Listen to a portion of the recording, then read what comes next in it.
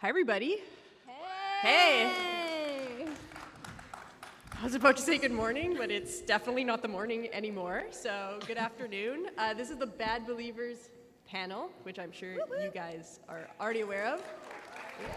Yeah. My name's Lauren.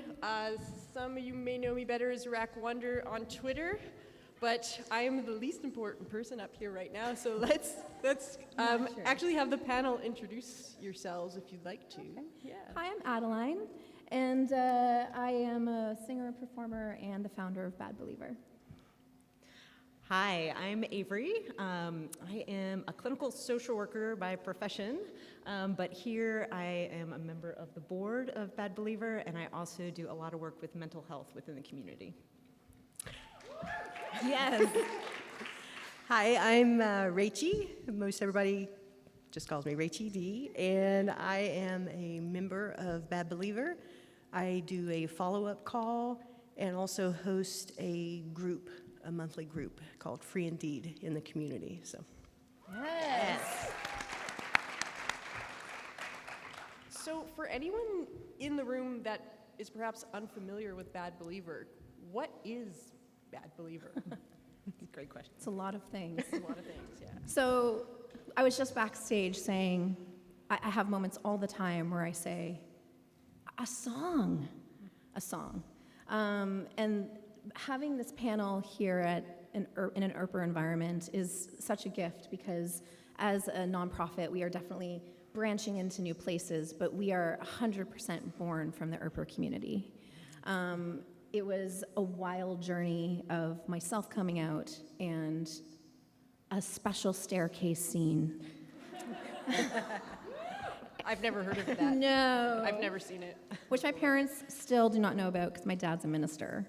Yeah. He's like, why does everybody say stairs? I'm like, oh, I don't. To heaven. Yeah, to the stairs to, literally, the stairs to heaven. Yeah. But, from that moment, people started reading a bit about my journey as a minister's daughter and reconciling the journey of being queer and growing up Christian, evangelical, and sort of starting to piece that together. And I just put a little notice out on Twitter, hey, is anyone else dealing with this? And the response was just overwhelming. Thousands and thousands of people from all over the world saying, yeah, that's me. I don't know how to do this, or I've buried it really far down because that's the easiest thing to do. And I felt when I was trying to figure out my own spiritual path, there was so little there for me to be able to dig into. So it was very, very quickly after we started meeting that we knew that we had a community. I started doing calls with people, and it was very, very quickly, shout out Moose Squad. I don't know how many people are here from the first call. Yes. And there was just an instant connection of knowing. I get you. I don't know how many of you grew up in religious environments, but it's hard to describe how it is. It's hard to describe the journey. For people to instantly get it, very similar to when you meet other queer folks who just get you. And now this is on another level. It's like queerness and that piece of spiritual reconciling and trauma.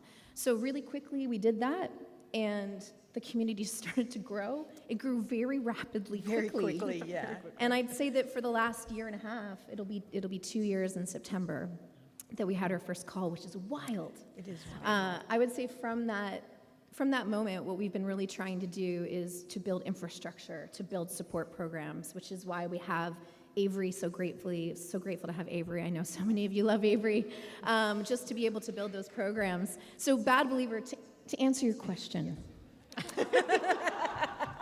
Bad Believer is a nonprofit organization for people that are healing from spiritual and religious trauma. We believe that your spiritual life is your birthright. So whether you are atheist and you just want to be that, or whether you are Christian and you want to be gay and Christian, good for you. Yes, you should be that. Or if you want to be Jewish and gay, if you want to be pagan and gay, yes. And what we really do is we provide a place for people to explore other ideas, to dig into maybe things they still feel connected to. We have a lot of folks that come in who still feel like they believe in God. So we provide places to talk about that. Or we have folks that are like, that's the last thing I want to believe in. And we're like, that's great. So we provide for that, more of processing through some of the shame and guilt. So it's a place to do that. And it's the most insane place because on what planet? We have Republicans, we have Democrats, we have people from all different walks of life. We dig into religion, and then we also have a room in Discord where you get to explore your sensuality, start to heal from some of that purity culture. And so it's just really like a place, a hub for everyone to start to dig into that. Great, thank you. Oh, yeah, that was great.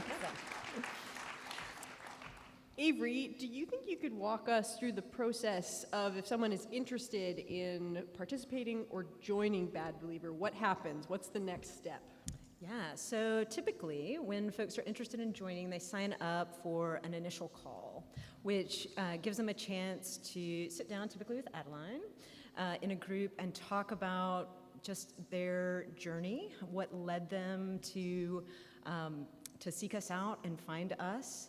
And it's that experience just in and of itself is so incredibly powerful. There's so many of us in the community that created instant, super tight bonds just within that first call. And from there, the door is open to whatever in the community feels like it serves you at that time. There are follow-up calls where there's small groups that continue to sort of get to know each other and talk. There are different workshops and events each month. We've got one for folks that want to explore things related to gender. We have Free Indeed that meets bi-monthly. We've got one for folks that are exploring wherever they are on the coming out process. We do workshops around mental health and mental wellness. And then we also have fun. We have dance parties, and we have a scavenger hunt, which I'm very Avery invested always in. wins. Always. I mean, not always. No, I I think- lost one. I lost think one. you've won every one of them. No, I lost the first one. Anyways, if but, anyone wants to join after and that- take down Avery, anyway, please do. I don't like to brag.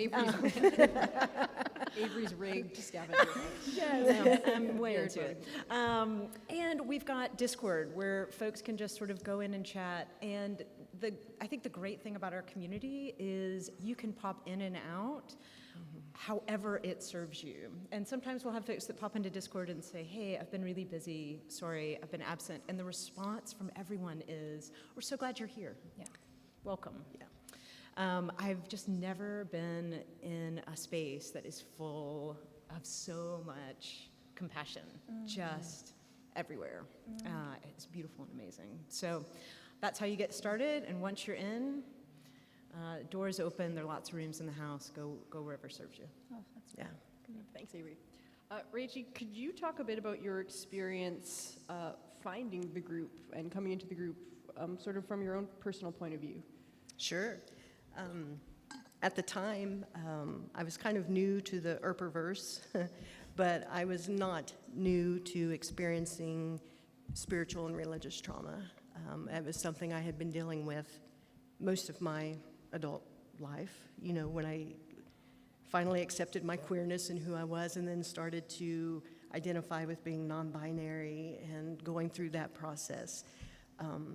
I saw the tweet for, Bad Believer, the spiritual trauma, are you interested? And I was like, yes, I am, but is this really what it says it is? Is it going to be that kind of community where you walk into it and it's just not active and nobody's, doing anything? And so I made my initial call appointment, totally chickened out.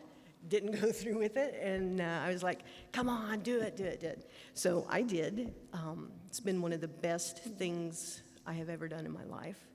Finding Bad Believer has changed my life so completely, I can't really put it into words. I have found a safe space, a supportive community. When Avery and Adaline are talking and they say this community is so full of compassion and kindness, you hear those words and you're like, oh, that's really nice. That's it. But until you experience it, you just don't know the depth of that. So very proud to be a Bad Believer. And if you're curious about it, make that call and take that chance, because it very well could change your life like it did mine. So, Love you. That's so great. Beautiful. And all you. So this is a question from Kate, but I'm going to add something to it because it's me and I always have 10 questions, so it's fine. So the question is, do you feel as though the Bad Believer community has helped you gain a better understanding of queer spirituality? But before you answered, I was wondering, can we define queer spirituality? Just like a lowball, easy question for you guys.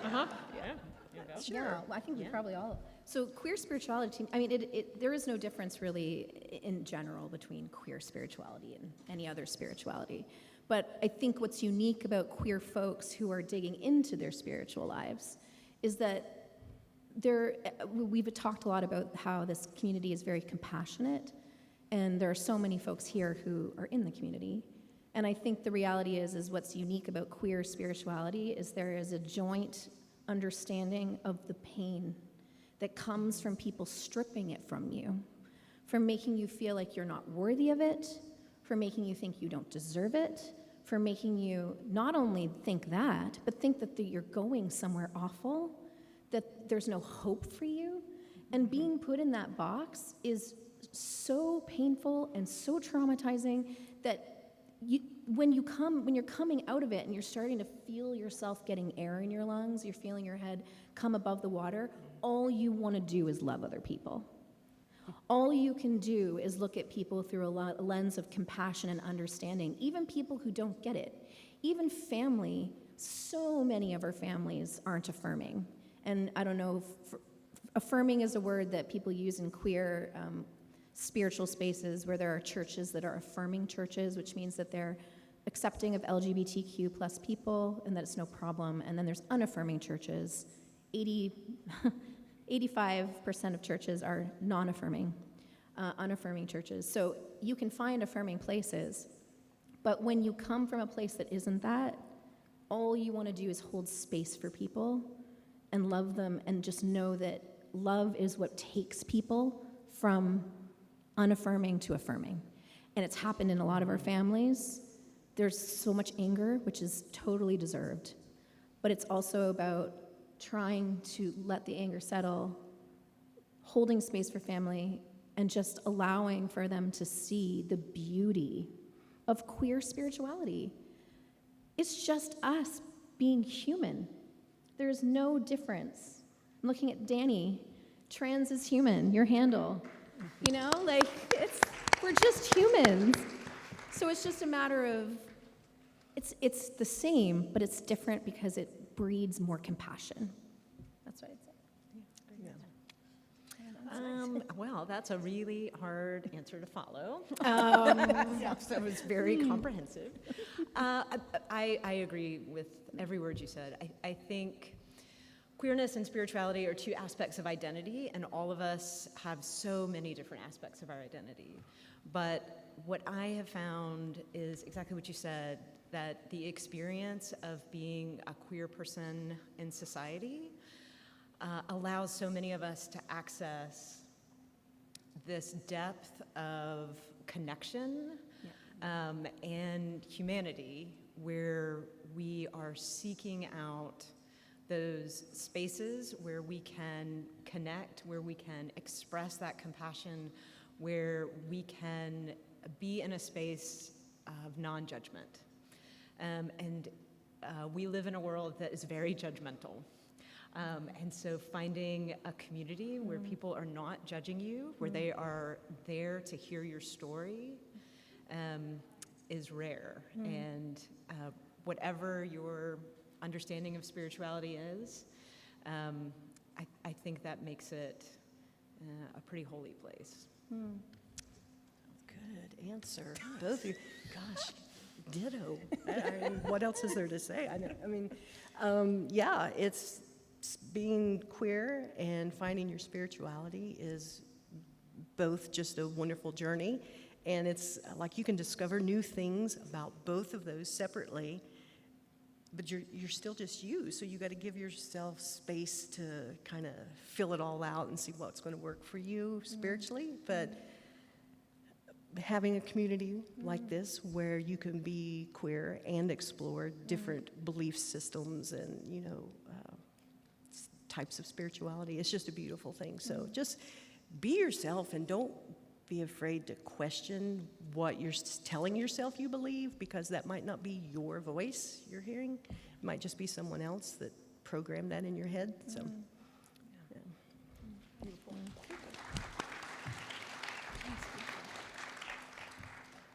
My next question is actually one that you guys asked. We had a brief meeting the other day to sort of get to know each other a little bit, and one of the things you said is, how do we reconcile the past with the person we are today? So I know you guys work with a lot of religious trauma, and one of the things that's so interesting about that is you're almost finding or hoping to find healing, arguably in some ways, in the thing that may have caused some of the trauma in the first place. Yes. So I was wondering if you could speak to that a little bit, about how to find that healing from the thing that may have actually caused the initial pain. Yeah. Should we just go down the line again? Yeah, Okay. sure. Okay, this is working for us. Yeah. Oh gosh, there's so much around that. I find for a lot of folks in our community, the place of healing cannot be in a church. Sometimes it can, but I'm not going to do a poll, but I would imagine, we were even talking in the call, I think some people are like, do I really have religious trauma? I think a lot of people question whether this community is for them because they're not a Pentecostal minister's kid. We have plenty of people in our community who come in who have never had religious family, but because of culture, feel a lot of this. And there's a lot of shame and guilt. For folks that come in from religious systems, synagogues, churches, temples, a lot of us were taught that spirituality exists in those buildings. And we're kind of never allowed. One of the big things we talk about in the group is having permission. I remember when I went and went and had Reiki for the first time, I thought like a lightning bolt was going to strike me. I remember when I went and saw a psychic. Oh, that was really bad. That was real bad.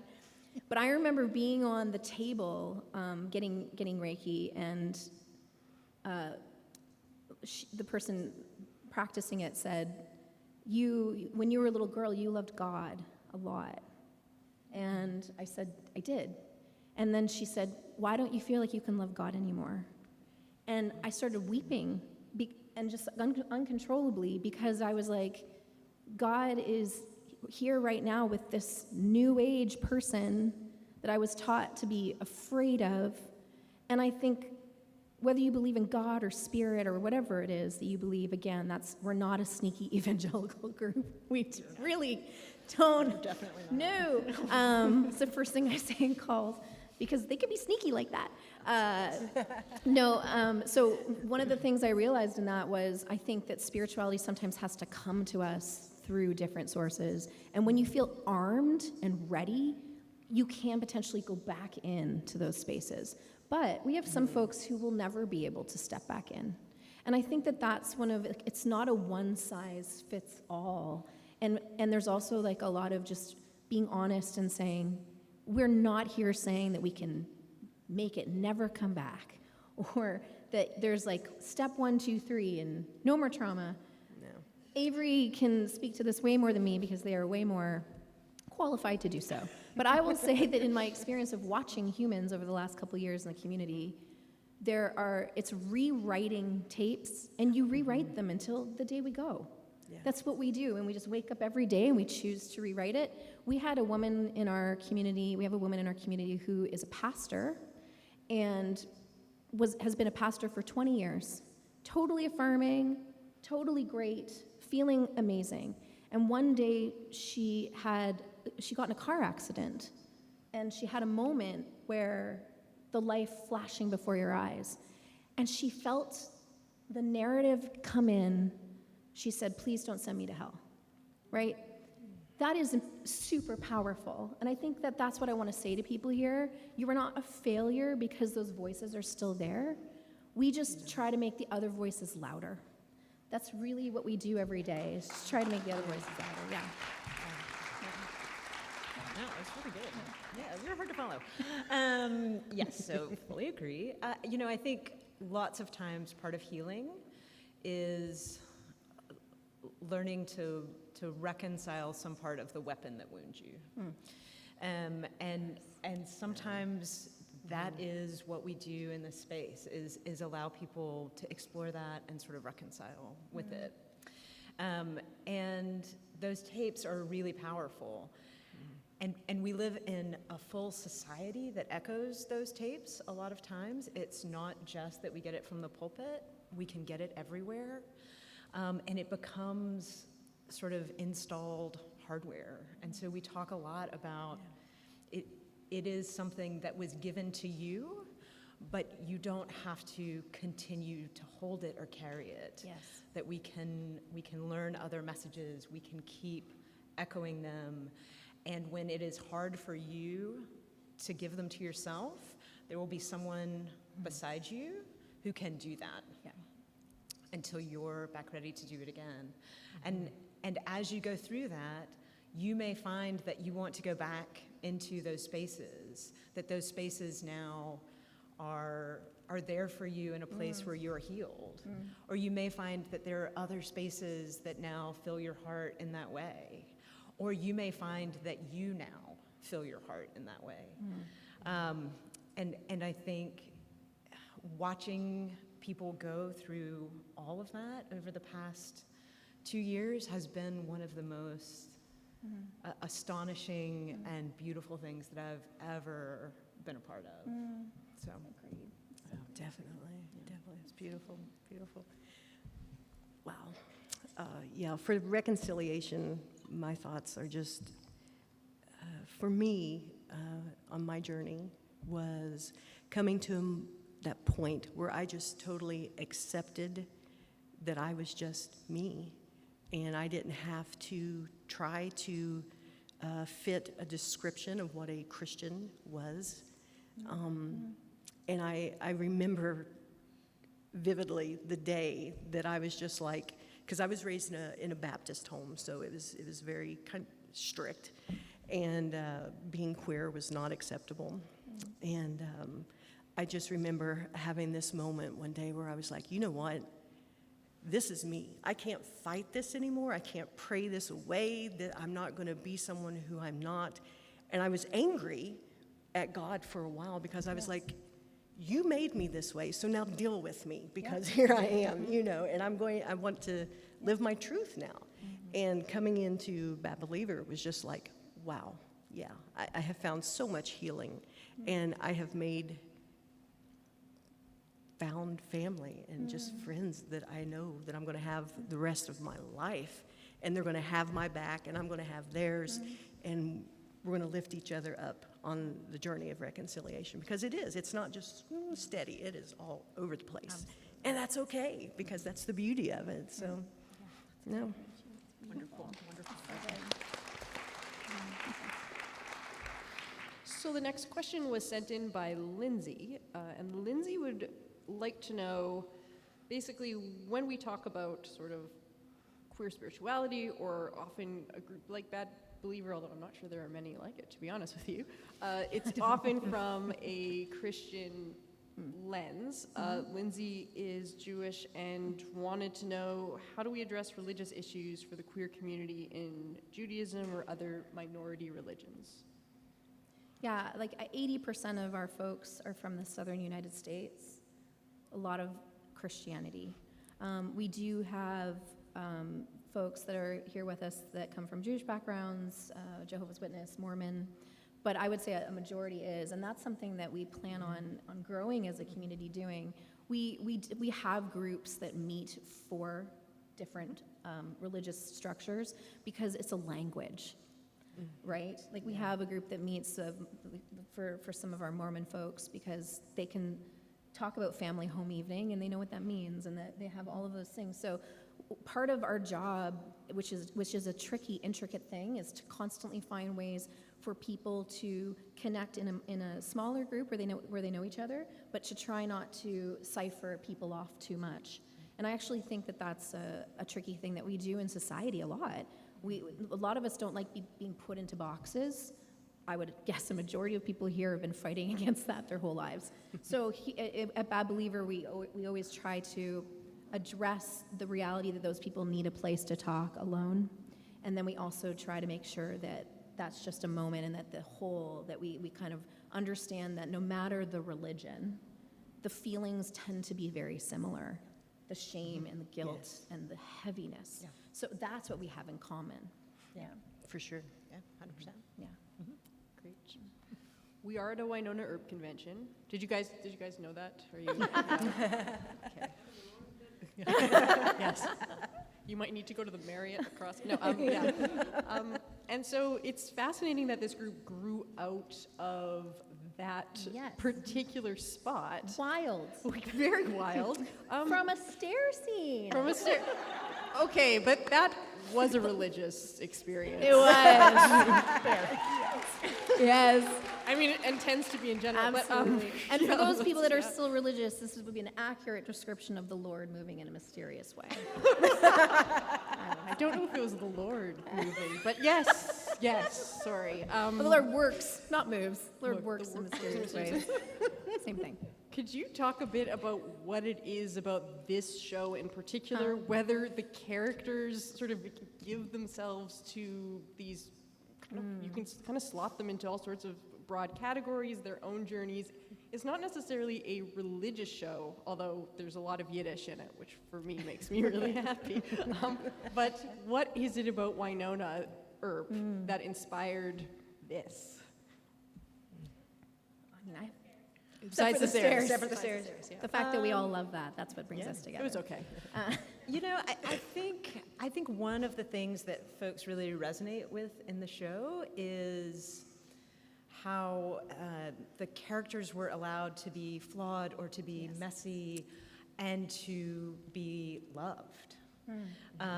And the thing about the Earper community is that it is one that is open and welcoming and also very, very full of compassion. And I think all of those things really dovetail in with what we do in our community. Yeah. What do you think, Rachie? Yeah, I think because the characters are so, like you said, they're flawed, but they are just unapologetically themselves, and everybody just accepts them right where they're at. You know, and it's not like, oh, I'll be your friend if you change or, you know, do this. It's just like, come on, let's hang out, let's be buds, you know, and stuff. So, yeah. Yeah, I find it really fascinating, that idea of sort of the narrative in your head. So that moment of you want to be free from perhaps what that narrative is, and then you sort of hit the, oh shoot, like, no, I'm going to hell, and then it's like, no, I don't want that. For people that are kind of at the beginning of their journeys, or who are kind of like just early days recognizing, okay, I've got all this trauma, and I don't necessarily want to give up sort of those pieces of myself. What's your advice on sort of rewriting those narratives, or sort of dealing with that voice in your head that's like, you did something bad, you're going to the bad place? There is no easy way. That is very hard to do. Like, I think one of the biggest things I wanted to make sure that we did when we were up here is to make sure that there was like no sugarcoating about the fact that this is tough. Sometimes community is hard. Things aren't perfect. You know, we have times where people don't get along, and I think I just feel like, and I don't know how many people are here from religious systems, but how annoying was it that that everything had to be perfect all the time? It was just so much facade, so much, you can't do that, and then pretending you're fine, and then not being able to really say what's going on, because if you say it, you're going to be kicked out of the tribe. And I think that so much of this is just acknowledging that this is tough work, but it's just so rewarding to start to feel yourself coming back. I think it's so common for us to just shove it in a corner, and we can do that, and people can probably do that until they leave this world. But I do think that the process of exorcising that, to use a religious word, is probably one of life's gifts, because it then allows us to really dig into, what do I actually believe? Like, we do a ton of deconstruction work in our group, because we have a lot of Christians in our group who are still Christian. Being queer and Christian is weird to people. That is bizarre. And so we just want to make it so that people can be like, well, what if someone does want to be that? Can they not be that? Can we explore what that looks like for someone? And the rewriting of the tapes, I'm sure, Avery does this in practice all the time. We'll do this forever. So I think the reality is that there's never a good time to start. You just start. And you tiptoe in the way you want. You probably sign up for initial call and cancel because everyone does. Okay, Yes. I actually want to say that here are the things that you're going to do that you shouldn't feel weird about. You are going to not come, okay? Everyone cancels on me. I don't care. I'm like, this is really hard. The first thing I say when people come into a call is I'm like, this is so vulnerable. This is like maybe the most vulnerable thing you'll do ever. So let's just take time. So it's like tiptoeing in, and then you might come in and you might go, this is overwhelming, and then you might leave for a year. That happens all the time. You might have an experience with someone that makes you feel weird and you might leave. But come back if it feels safe, obviously. I think our community is quite safe. And if you're not feeling safe, we always take measures to make sure it is. But I think that it's like just taking those baby steps. It's just baby steps. I mean, Avery, do you feel similarly or different? Yeah. I mean, you can go. I'm talking a lot. No, you're doing great. Yeah, thank you. It's just like, just get started. Yeah, I think, Rachie may have said it, I think sometimes it's just sitting with the idea of what if those tapes that you've been living with maybe aren't yours? And what if there is the possibility of different tapes? And what if there is a different way of thinking or exploring that might help you put something down that feels really heavy? Maybe not, but what if? And if that's a possibility, then make an initial call appointment and then cancel it. Yeah. And then make another one. And then make another one. And give it a shot and run away and then come back. And again, no matter what, the door will be open, right? Always. Yeah.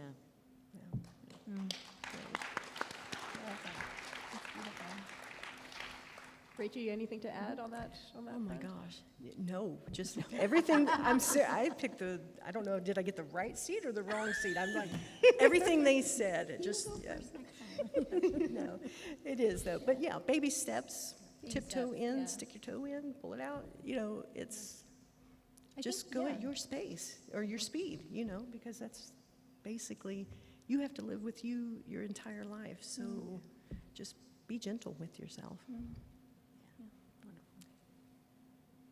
What would you like to see the future of this group be? Ooh. That's a good question. So I would say, in the spirit again of just honesty, this group grew really fast. And it was like, because the show happened and because the calls, I was like, oh my gosh. We had like 300 people come in within 6 months? 4 or 5 months. And it became this thing where it was like this train going down. We were just like throwing track in front of the train. We've spent the last year building infrastructure. I mean, we needed to become a nonprofit, and I wanted to do a little shout out to Start the Wave because they helped us with getting that started, which was amazing. Yeah. Very, very amazing. I mean, I was like, I'm a musician. I don't know how to do this. And very, very quickly, we needed a board, and it was just building infrastructure. And I think that in the midst of that, because you don't know how this is going to happen in life. I mean, ideally, I would have had a great idea to do this. I would have spent a year setting it all up. But that's not what happened. The show happened. And I asked one question on Twitter, and then my life changed. And boom. And I was like, and there were hundreds of people, and I was like, how do we care for them? How do we care for them? The future I would love is for us to continue to build up our programs, build up our funding, build up all the different ways we can help the community, so that when people come in, it's like, this is what you can do. We're able to care for people, and I really do think we're at that point now. We have a peer support team. We have a welcome team. Yes, shout out peer support.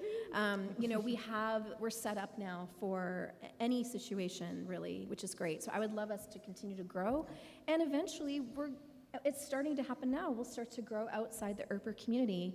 And I often say to our non-Earper folks that are like, what is this Earper thing? I'm like, we don't have a religion here, but if we did, it would be the religion of Wynonna Earp. That's it. So you better get season 1, episode 1. Here you go.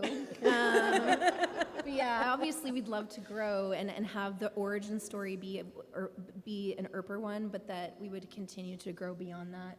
There are so many folks that are hurting, and we have a lot of love to give. So if anyone here if this is resonating with you, again, we're not an evangelical group, so I'm not going to get $1 from you from this.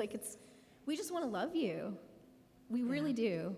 There are so many people here who are super loving, and we just want to do that for you. And if that's something that you would like to be a part of, you can visit badbeliever.org or go to any of my social media. Go to Bad Believer Community on Instagram and click on the link tree and sign up for initial call and cancel it. But yeah, I think that we just want to feel it moving beyond this so that we can continue to help people, because that's what life is about, right? Yeah. Yes, for sure. That's what life is about. Yeah. That's beautiful. Do you have any dreams for them? No, I mean, I think exactly that. In the work that I do as a therapist, I work with a lot of queer and trans and non-binary folks, and I don't know any of them that haven't been impacted by some aspect of spiritual trauma in some degree. And so I just want more queer folks to know about us and know that there's a space. Like just to know about it, I think can be so powerful and healing. And then to know that you can schedule an initial call and cancel it 6 times. It's also Sometimes it is 6. I know, it just has to happen. But I want folks to know that we're out there and know that there's a space where you can come and process through and get support and move on your journey. Yeah. Absolutely, 100% agree. Just spread the awareness that we're here and we're queer. Yes. Oh, I wanted you to say that so bad. Perfect, Rachie. Absolutely perfect. Yes, so, yeah. So just to clarify, initiation is not a viewing of the staircase? No, at some point. Officially, no. Yes. I would like to say, as far as initiation, though, there are some folks, I think, that they want to be involved, but they don't want to do an initial call with me. That's okay. Yes. Sometimes people are like, I don't really want to meet her. So just so you know, you can have a one-on-one with Avery. You can have a one-on-one with Rachie. You could have a one-on. We just like to make sure that anyone that comes into the community, that we know them, because we have a Discord channel. It's very intimate. What we do is very intimate. Yeah. So we just want to make sure that we get a sense of who you are. Very nice, good stuff. You talk a lot about the individual journey, but we also talk a lot about the idea of community. How does that sort of go together with this group? That sort of, you have to do this, you sort of have to do this on your own, and yet there's also a place to do that together as well. You start. Okay. Okay, now there's pressure. No, I think it is. The beauty of the community is that you can be an individual and you can move at your own pace. You can show up when you want to. You don't always have to go to every workshop or come to every pride party, dance party, though you're really missing out if you don't. But no, you are so welcome to just be an individual within the community. And then because of the underlying trauma and the hurt and just the wounds in your soul, it's that is what binds the community, and it's just this underlying love and compassion that's incredible. So we're individuals, and we live in a society that advocates for individuality, and yet as humans we are meant to be social creatures that live in community. We are not meant to go it alone. No. And part of healing is lots of us, when we came out or when we simply came out to ourselves internally, lost some aspect of community and felt alone. And to be in a community of people as you are healing whatever those wounds look like for you. Again, it is not just the folks that are supporting you in that moment. There is not a space within this community that I leave if I've said nothing. There's not a time where I leave and don't feel just buoyed and healed in some way. And so yes, the healing is individual, but suddenly you have a community that's there with you. Yeah. Yeah. Yes. I mean, so many people come in and say that the thing they say they miss about church is the community. So queer people don't get to have community in their spiritual lives? That's ridiculous. Like, that's ridiculous. I refuse. Like, we all refuse to let that happen. So it's like, no, like, there has to be a space for that. And I'll add on to all of that to say that it's incredible how we heal other people. As a very quick story, my father, my minister father, who is not affirming yet, oh my gosh, he's so close, I can feel it. I was telling him about the group, and I was like, we have so many, like, still practicing Christians in our group, and they have nowhere to go. They can't go to their churches, or they can, but they feel like they're, like, a token, like there's tokenism where it's like, oh, look at this, or, like, there's a lot of folks who just, they don't want to be singled out. They just want to, like, exist with other folks like them, and so they're not going to churches, or they feel uncomfortable going. And my dad was like, well, I'll teach them. I was like, what? So my dad has a PhD in theology.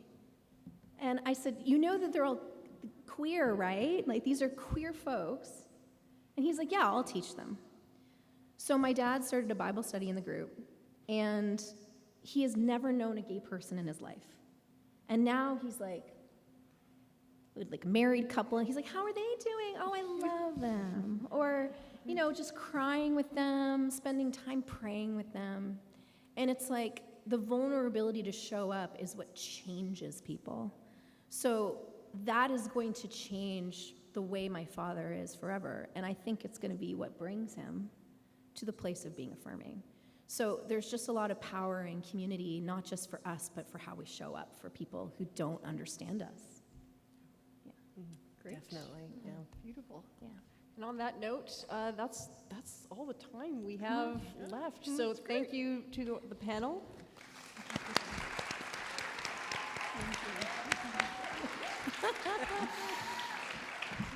And thank you guys for coming. And badbeliever.org. Yeah, badbeliever.org or Instagram, Bad Believer Community. We're on Instagram a lot, so. All right, awesome. Thanks, guys. Thanks so much, everybody.